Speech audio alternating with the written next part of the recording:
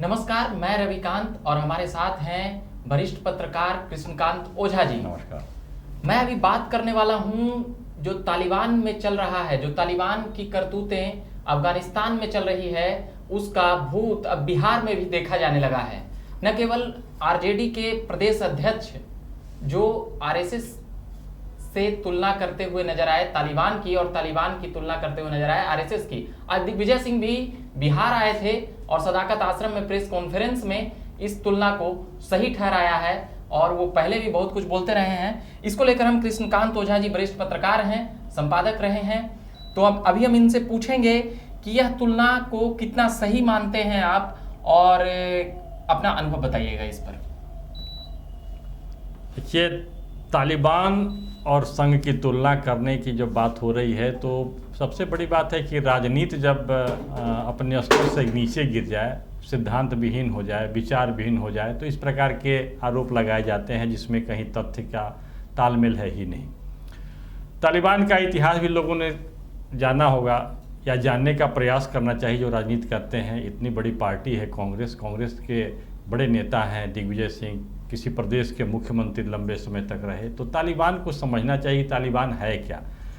तालिबान की शुरुआत 1994 में होता है। एक मौलाना थे उमर करके, और उन्होंने, तालिबान का अर्थ होता है छात्र, तो किसका छात्र, तो मौलाना उमर का छात्र। उसमें जो तालिबान को मानने वाले थे वो शरीयत की बात तो करते हैं, लेकिन शरीयत से अलग हट करके इस्लाम का जो उनका जो मूल ग्रंथ है कुरान, उससे भी अलग हट करके और वो काम करते हैं। कई बात जो इस्लामिक जो समझ वाले जो लोग हैं, जो विद्वान हैं, स्कॉलर हैं, उन लोगों ने भी माना है कि तालिबान का जो क्रियाकलाप है वो इस्लाम से अलग है, और महिलाओं को लेकर के जो बातें वो तालिबान वाले करते हैं। अब रही बात संघ की, जिसे राष्ट्रीय स्वयंसेवक संघ कहते हैं, 1925 में इसकी स्थापना होती है। 1925 में स्थापना कैसे होती है, इस पर भी हमें ध्यान देना चाहिए। डॉक्टर हेडगेवार जो थे कांग्रेस से जुड़े हुए थे, युवा कार्यकर्ता थे, लेकिन कांग्रेस के ही राष्ट्रीय अधिवेशन में जब जो वंदे मातरम गान होता है, और वो उस समय के जो बहुत बड़े जो शास्त्रीय गायक थे, उन्होंने जब वंदे मातरम गान शुरू किया, तो कांग्रेस में जो इस्लाम के मानने वाले थे एक नेता, बड़े नेता, उन्होंने इसका विरोध कर दिया, और इस विरोध का असर उस युवा डॉक्टर हेडगेवार पर पड़ा, और कहा कि इस प्रकार के जो तुष्टीकरण की राजनीति है, जिसको लेकर के अब भारत की राजनीति आगे बढ़ रही है, तो ये भारत को विध्वंस की ओर ले जाने वाला है। उस समय उन्होंने कहा था कि भारत को टुकड़े टुकड़े में करने वाला, भारत की जो शांति है, भारत की जो सनातन परंपरा है, सनातन सोच है, जिसको धर्म की जो परिभाषा हम लोग कहते हैं, तो जो संघ जिस आधार पर स्थापित है, उसमें धर्म को केवल पूजा पद्धति नहीं माना गया, माना ही नहीं गया है। धृति, क्षमा, दम, अस्ते, शौच, इंद्रिय निग्रह, धी, विद्या, सत्यम, मक्रोधो, दशकम, धर्म लक्षणम, फिर यतो अभ्युदय निश्चय सिद्धि सधर्म, जिससे प्राणी का, जिससे मनुष्य का, जिससे संपूर्ण सृष्टि का सतत विकास होता रहे और सबके लिए सुखद वातावरण का निर्माण होता रहे। इस प्रकार के जो नीति, इस प्रकार के जो सिद्धांत, इस प्रकार के जो व्यवहार, वही धर्म है। तो धर्म का इतना उदार, जिसके लिए इसमें इसके आधार पर कहा गया वसुधैव कुटुंबकम सर्वे भवन्तु सुखिनः, मतलब संपूर्ण विश्व हमारा कुटुंब है। और इस अवधारणा पर आधारित राष्ट्रीय स्वयंसेवक संघ जैसे संगठन, जिससे कि कई संगठन निकले हैं जो सेवा के क्षेत्र में, शिक्षा के क्षेत्र में, विद्यार्थियों के संगठन के क्षेत्र में, विद्यार्थियों को संस्कारित करने के क्षेत्र में कई ऐसे संगठन काम कर रहे हैं। और जगदानंद सिंह जी, जो कि जिनके बारे में एक अवधारणा बनती है कि वो गंभीर पॉलिटिशियन है, बोलने के पहले वो सोचते हैं, विचार करते हैं, और जगदानंद सिंह को ये सोचना चाहिए कि जिस पार्टी में है, और पहली बार संघ के सहयोग से ही जब भारत पर आपातकाल लगा था, तो संघ के संगठन, संघ की शक्ति के आधार पर ही जगदानंद सिंह जैसे लोग, और इनकी पार्टी में जो लालू प्रसाद यादव हैं, ये लोग इमरजेंसी के वक्त, और पहली बार इनको राजनीतिक आधार मिला था। तो जगदानंद सिंह ने भी कहा है कि मतलब वही पहले शुरुआत किए कि आरएसएस और तालिबान का एक, कह सकते हैं कि दोनों का कल्चर एक ही है और दोनों की बातें एक ही है। इसी को बात को कांग्रेस ने भी रिपीट कर दिया है, और एक बार कांग्रेस के नेता सदन में भी कह चुके हैं आरएसएस की तुलना आतंकवादी संगठन से। देखिए, कांग्रेस, अभी की जो कांग्रेस है वह विचारहीन कांग्रेस है, मतलब ऐसा कहा जा सकता है कि एक ऐसे लोगों का गिरोह जिनका उद्देश्य केवल और केवल सत्ता में लाना, जिसको मैकियावेलियन थ्योरी कह सकते हैं, and justify the means. Gandhi के रास्ते पर चलने वाली कांग्रेस ये नहीं है। गांधी ने साधन की पवित्रता की बात की थी, लेकिन अभी के कांग्रेसी क्या कर रहे हैं? साधन की पवित्रता की बात है ही नहीं। वो गांधी का नाम लेते हैं लेकिन गांधी को पढ़ते तक नहीं, गांधी को जानते तक नहीं।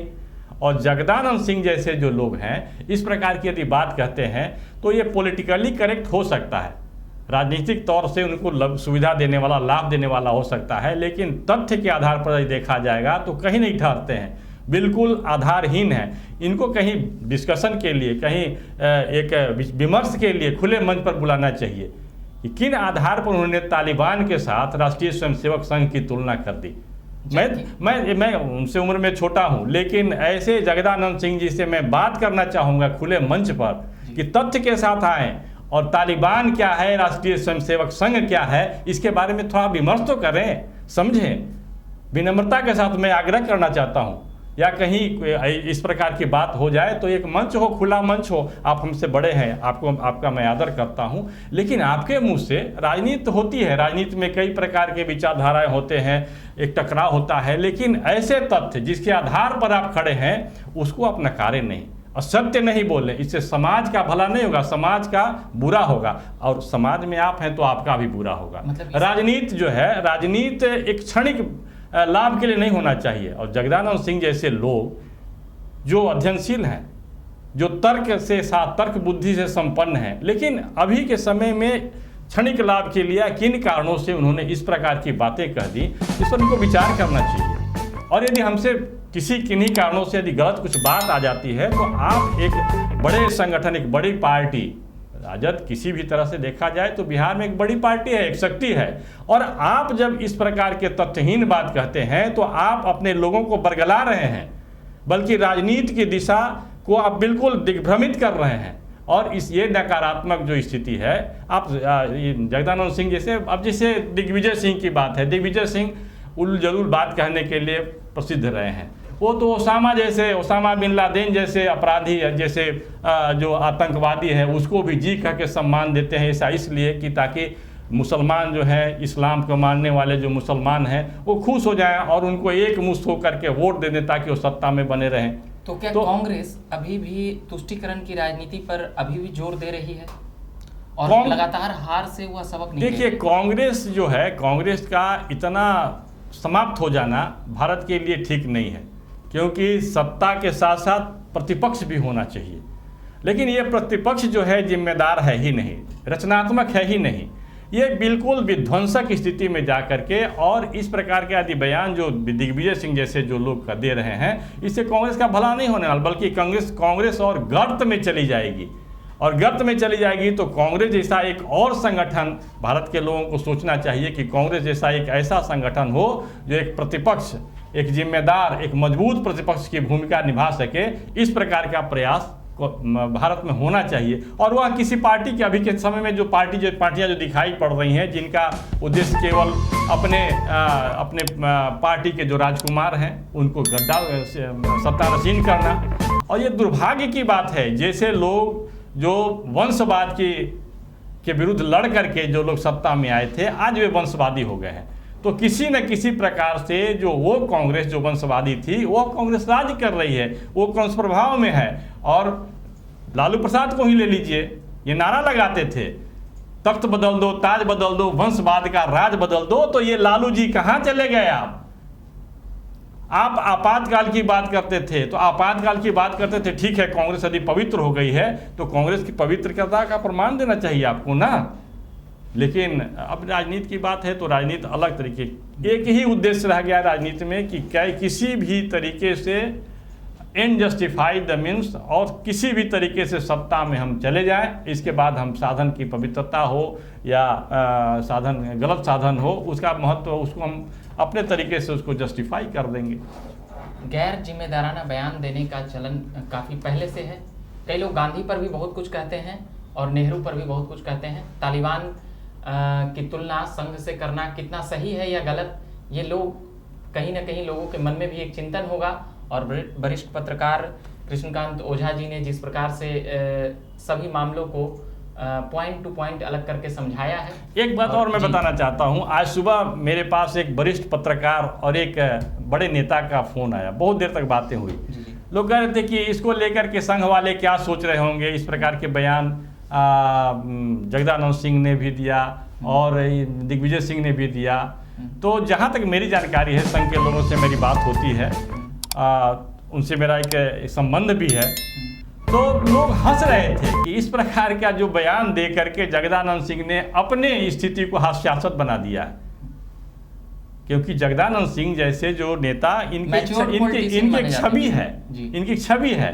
इसका मतलब है कि आप इतने टूट चुके हैं, भीतर से टूट चुके हैं कि आप सही बात भी नहीं स्वीकार करते हैं, और क्षणिक लाभ के लिए आप भी, एक प्रवृत्ति आप में भी आ गई है, आप में इतनी गिरावट हो गई है कि आप क्षणिक लाभ के लिए तथ्य से मुकर करके एक ऐसे संगठन जो सही तरीके से देखा जाए तो हर एक दृष्टिकोण से राष्ट्र के लिए समर्पित है, विश्व के लिए समर्पित है, विश्व में फिर से शांति स्थापित करने के लिए समर्पित है, और एक बड़ा संगठन है, और उसके बारे में आप कुछ भी अनर्गल बातें कह रहे हैं तो आप अपनी स्थिति हास्यास्पद बना रहे हैं। ये हंस रहे थे लोग। बिल्कुल, कहीं ना कहीं जो इस देश की जो सरकार चल रही है बीजेपी, उसकी मातृत्व संगठन संघ ही है, और भी ऐसे कई दर्जनों भर संगठन वो अपने अंदर में चलाते रहती है, तो उसकी वही ताकत है। और एक सवाल और करना चाहूँगा, तालिबान को लेकर कुछ जानकारियाँ, उसकी जड़ और इसकी जो उफान लेती है, बढ़ती है और डेमोक्रेसी के लिए खतरा है, तो अफगानिस्तान ही नहीं आसपास के देशों के लिए भी यह एक खतरा बन सकती है।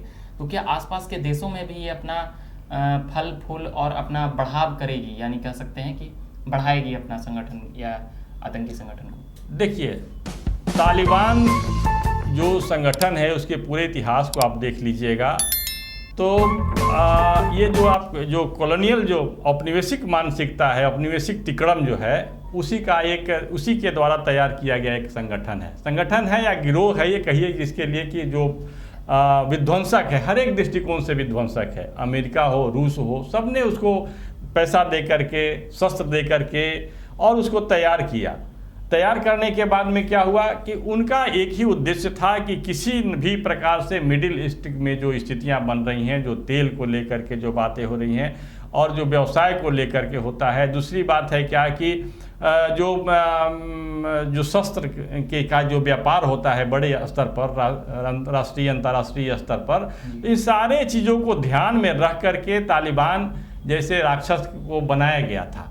और जो इस भस्मासुर कहते हैं ना कि जो जिसने वरदान दिया, जिसने उसको ताकत दिया, उसको परेशान करना शुरू कर दिया। तो अमेरिका का हाल आप देख रहे हैं, वो जो गुरु से कहते थे कि हम महाशक्ति हैं, तो वर्ल्ड ट्रेड सेंटर पर जो आक्रमण हुआ, तो तालिबान जो है, सबसे बड़ी बात है कि यदि आप जो काम करने जा रहे हैं तो उसमें आपके अंदर में जो काम करने वाले जो विचार है वो क्या है, तो विचार तो विध्वंसक है, विचार विध्वंसक है। उसमें हम जो कह रहे हैं वो सही है और इसके अलावा सब जो कह रहे हैं वो गलत है, और उसको नहीं मानोगे तो तुम्हारे साथ दुश्मनी होगी और हम तुमको हटा देंगे, मार डालेंगे।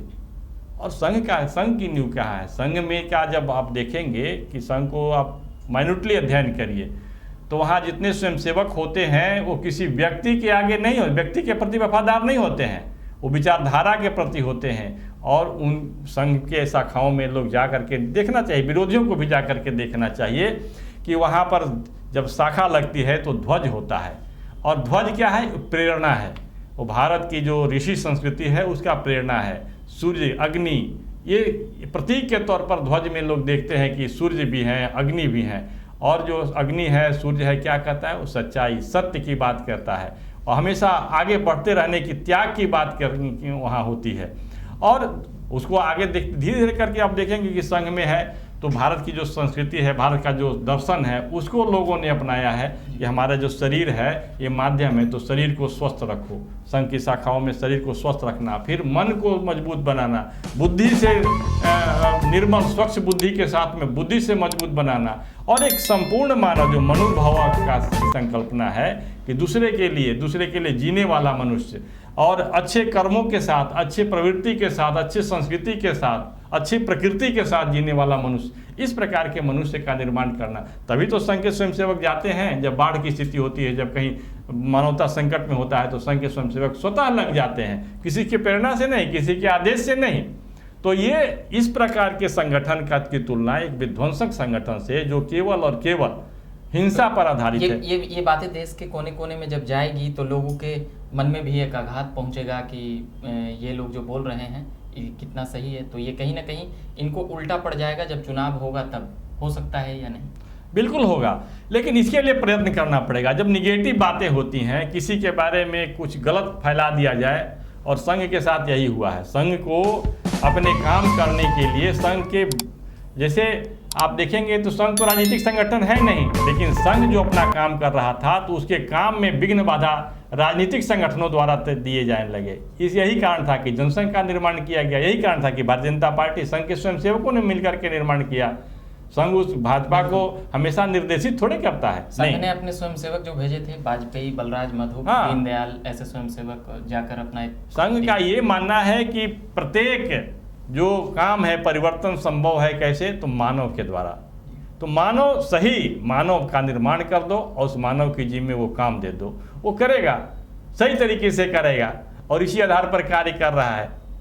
तो हम ये चंद मिनटों में वरिष्ठ पत्रकार कृष्णकांत ओझा जी से संघ और तालिबान का मतलब समझे, और जो लोग तुलना कर रहे हैं तुष्टीकरण राजनीतिकरण को बढ़ावा दे रहे हैं। हम तमाम खबरों और मुद्दों में बने हुए रहेंगे। हमारा प्रयास रहेगा कि प्रत्येक दिन बिहार में जो कुछ चल रहा है और देश में जो कुछ भी चल रहा है, समय मिलेगा, बचेगा तो वहाँ पर भी खबरें देने का प्रयास होगा, भेजने का। और अभी के लिए इतना ही कहेंगे कि वरिष्ठ पत्रकार कृष्णकांत ओझा जी ने वक्त दिया, उसके लिए बहुत बहुत धन्यवाद। और आप सब देखते रहिए और चैनल को सब्सक्राइब कीजिएगा, फेसबुक पेज को लाइक कीजिएगा। मेरा नाम हुआ रविकांत, धन्यवाद।